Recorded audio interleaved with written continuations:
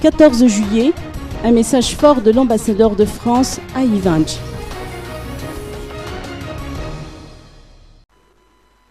Son Excellence Monsieur François Goldblatt, ambassadeur de France résident à Madagascar, n'y est pas allé de main morte à l'endroit des principaux responsables du blocage dans le processus de sortie de crise et notamment des élections. Il a effectivement profité de la célébration du 14 juillet à la résidence de France d'Ivanj hier pour interpeller les récalcitrants par rapport au processus de sortie de crise qui, forcé de le constater, s'enlise en dépit des efforts investis par la communauté internationale et par la SADC.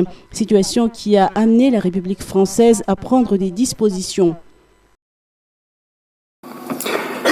C'est bien consciente de cet héritage et de la dimension très particulière de la relation qui l'unit à Madagascar, que la France, avec tristesse, mais dans le même temps avec une calme détermination, a décidé depuis plus d'un mois de ne plus accueillir sur son sol ceux qui sont à l'origine du blocage du processus électoral.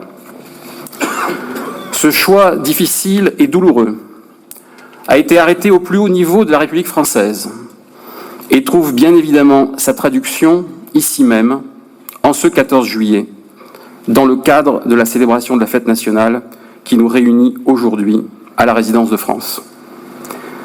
Ce choix clair et assumé a donné lieu à de multiples commentaires, les uns positifs, les autres sceptiques, voire critiques. Alors disons-le haut et fort, ceux qui n'auront voulu voir dans les derniers développements de la relation bilatérale que la traduction d'une froide raison d'État arbitrée à Paris, ceux-là en seront pour leurs frais. Selon les précisions de son Excellence Monsieur François Goldblatt, pas moins de 8 mises en garde solennelles ont été adressées aux dirigeants de ce pays par les institutions internationales, sidérées et consternées par les violations répétées de la Constitution et de la loi malgache commises au cours des 2 derniers mois.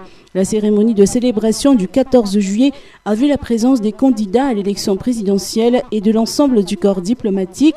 Les autorités locales, civiles, militaires et membres du gouvernement furent les grands absents de cette cérémonie.